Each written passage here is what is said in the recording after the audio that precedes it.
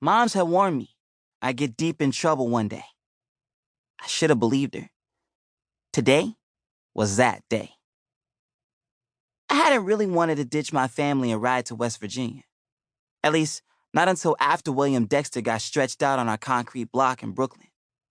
After that happened, everything changed. Now, the bald dude with the scar kept glancing back at me from the front row of my bus. The expression on his face said he wanted to carve me up like a turkey on Thanksgiving. I got tense and reached for my right eyelid. I always did that when I got anxious. Rubbing it, I sank down in my seat and stared out my bus window to avoid bald dude's insane, googly gaze. Outside on the highway, I read a sign. Welcome to West Virginia. Wild and wonderful. Some comedian had spray painted over it. Don't drink the water. They had so many trees down here. I couldn't see not one tall apartment building nowhere. Out the window, there were only green hills and sleepy trees. For the gazillionth time since I climbed on a different bus this morning at Port Authority, I wished I hadn't left home. I miss Brooklyn already. I miss Daddy and Papa.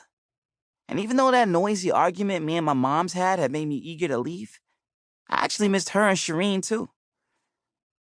After a while, the big gray bus slowed down and rolled into a parking lot in front of an old gas station that was locked up dark. The folding door at the front of the bus squeaked open. "Horsewhip Hollow," the driver yelled back. I had arrived, finally. I stood up to exit and, of course, crazy bald dude with the scars stepped off right in front of me. This man, made of muscle and fat, must have been at least 2 feet taller than me. I was 12 years old, but short for my age, like my daddy. Bald dude's skin was pale and red in spots, not smooth and cocoa brown like mine. His looked like it'd been sunburnt too many times. The only hair he had was some brown stuff on his chin. I think it might have been called a goatee. I was probably wrong about the name. I did know he was built like a pro wrestler. A beast. "Here you go, sonny." The driver handed me my blue suitcase and red duffel bag out on the hot parking lot. He smiled at me and then glared at crazy bald dude. "I don't feel right leaving him here with you," the driver told him. "Give me my bag, old man," angry bald dude grunted. He glared at me sideways. "Get it yourself, boy," the driver told him. Bald dude sighed and reached into the luggage area on the side of the bus to snatch out an old camo duffel and a big ice cooler. I watched him check inside the cooler. Packed in the ice, there were dozens of bags of Brooklyn Star Franks. The beast shut the lid and grunted at the bus driver like he'd expected to find some of them missing. I glanced around the lot. Just one parked car. And that car looked empty.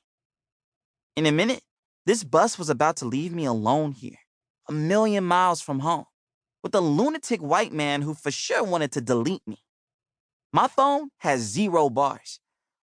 I swallowed real hard. "Dalton Spratt," the driver said to bald dude, pointing at him. "The operator before told me all about the commotion this morning. I'm leaving you 2 boys here alone. If I should hear about any more hijinks involving this youngin' and you will wish your daddy never met your mama. Understand?" Bald dude Dalton frowned at him, spat onto the cracked gray parking lot, and strolled over to the grass to sit down on a curb in the shade. "Mr. Spratt," the driver shouted at him. "I don't chew my cabbage twice, you hear?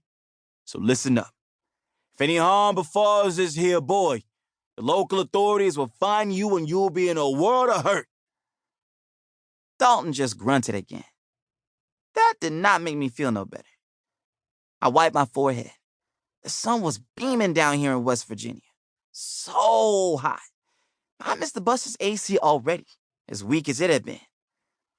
The bus driver saluted me and took off. Now, it was just me and Dalton.